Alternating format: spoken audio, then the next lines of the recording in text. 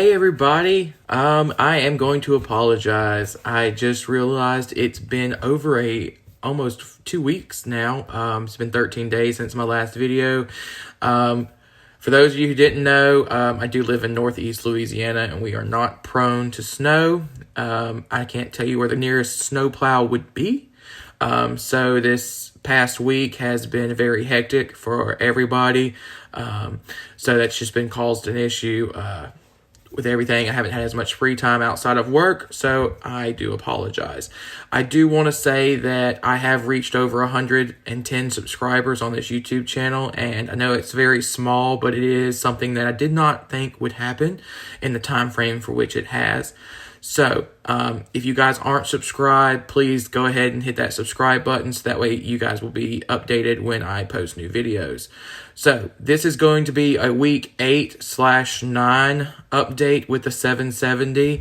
I don't have much information to share. I did see my endocrinologist the past week, and I did have my labs done. My A1C so far has not changed. It's still a 6.9. It has been a 6.9 for almost a year now. So that has been a very good accomplishment for me. I was up around an 8 for a while. When I was first diagnosed, I had a very good A1C. I was constantly dealing with lows, and I was constantly having to eat. So therefore, I gained a little weight and had the problems there.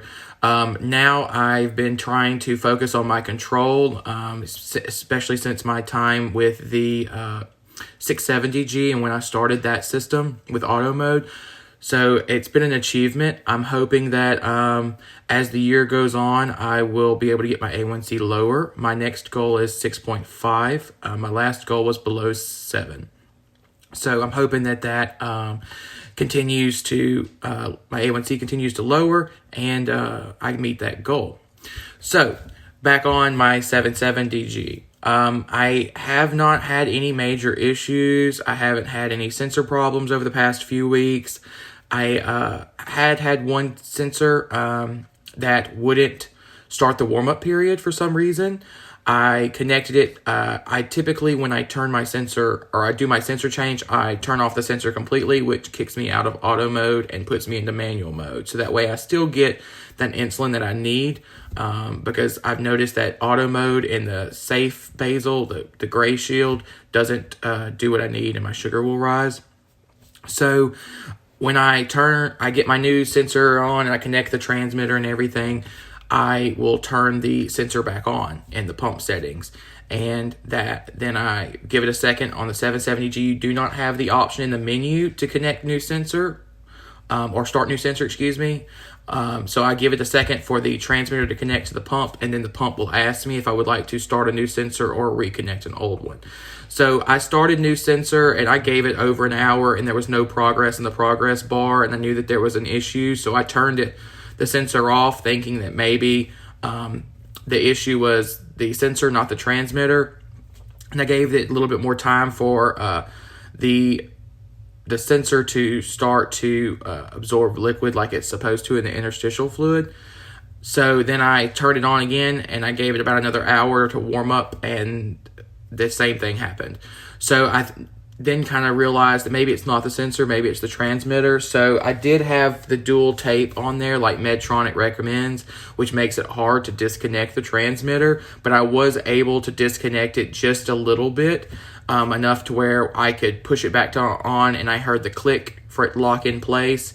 And I went through the process of starting a new sensor again, and this resolved my issue. And the sensor started, and the sensor worked normally without any problems throughout the week. I am looking at my chart assessment and progress data behind the camera, and there is a nice improvement over the past week versus. So I ran the data from February 8th through to February 14th. That's the past 7 days, or the 7-day process for this. And then I also ran the data to compare it from January 9th through January 15th, another 7-day window. And in that time frame, my time in range has increased by 5%. So in the most recent week, I'm at 86% time in range, with 12% of that high and 2% of that high. On the week comparing it before, I was 81% in range with 1% low and 18% high. So as you can see, I got rid of that 1% in the low area. I'm not having any lows, and I narrowed down on the high just a little bit. I have experienced some issues with my insulin delivery through the infusion sets. I know there's a sweet spot on the backside of my love handles. That's where I typically have the best readings. If I try to move them somewhere else, like my stomach, the top of my legs, areas like that, I don't get as good insulin absorption, and that's most likely the cause of these extreme highs. It doesn't happen often, but it does when I try to give my love handle regions a little bit of a break. So I try to realize that and fix that as quickly as possible. So with that being said, based on the current data from this report, it's not giving me any GMI updates. Hang on, let me generate one for 14 days and see if that will give me an estimated A1C. I have noticed that in some of these reports, my estimated A1C is lower than 6.9, which is good. That gets me very excited for some more time with the 770, and hopefully I can get more accurate numbers there. So looking at this report, it looks like I have a little bit higher high levels than the previous. This is looking at 1 month, so February 1st through the 14th, a 14-day period, and then January 2nd through the 15th, a 14-day period there. So it's saying that at the beginning of February, I had a total of 13% in highs, 3% being high, and 10% being just high, and then 87% time in range. And then before that, beginning of January, I had 89% time in range and then 11% high. Based on this data, it's showing my GMI between 7.0 and 6.8. My total daily insulin usage is about 180 to 190 units a day. That's my bolus amounts are between 80 and 100 units a day, and my auto basals are about 100 to 80 units a day. So you can see that that's about 50-50, both areas. So I'm willing to bet that on the days that I used more insulin bolusing for my meals, then I carb counted a little bit more accurately, which therefore caused auto mode to give me less insulin. So I'm betting that's what's going on. I'm changing my sites about every 3 days, or every 2.8 to 3.3 is what it's showing. Sometimes if I do have a site and I use the insulin faster, I know I'm not supposed to, I will use it for another reservoir change, and then I'll change it. Don't do that, please. I don't want to be the cause of any infections or anything. I monitor my sites closely, and that's just something that I'm comfortable with. It looks like I'm eating about 280 grams of carbs a day. That is something that I'm working personally on cutting back on.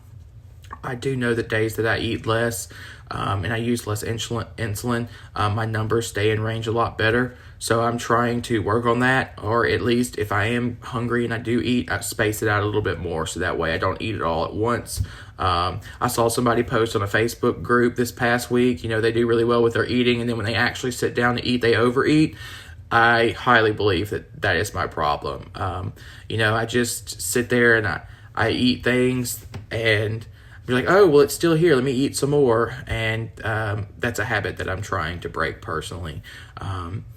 I think if I break that and I realize, okay, if I eat this portion, this is what I want to eat, this is the amount of carbs that I want. If I eat that and then I can tell myself I'm not hungry to stop it, I think that's going to help me with my weight loss and my overall control. So that's my next focus over the next couple months. And in doing that, I have been kind of paying attention to what I'm eating.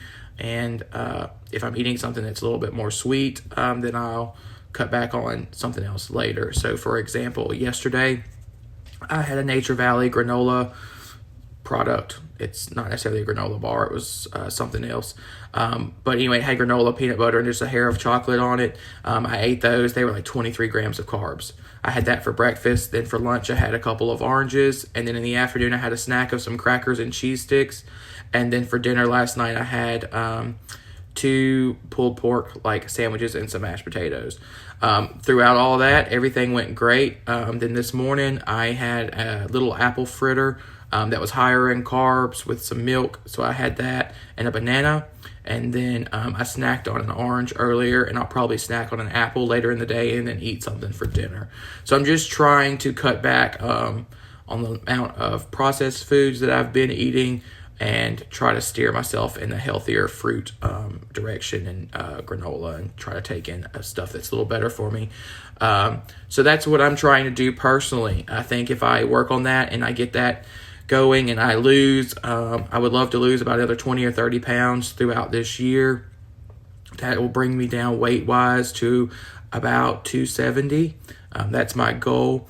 I'm going to try to pick up my walking as well as my cut back on my eating once this snow and ice gets off the road.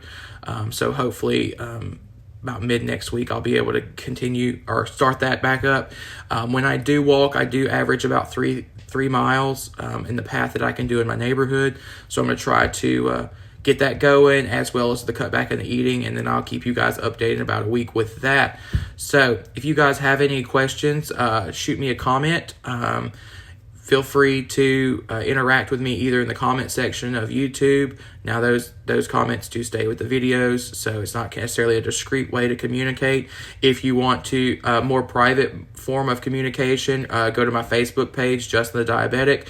Don't forget to like that page while you're there, and there is an option for you to message me through Facebook there. It's a little bit more private, and you can ask me more privately questions or stuff like that you wouldn't want everybody to see. So yeah, thanks again for watching this video. If you would, hit that subscribe button, like the video if you want, and if you have any questions just about anything that you feel you want to ask those. I love interacting with you guys, and I love reading the comments that my video helped you. So until next time, see you later.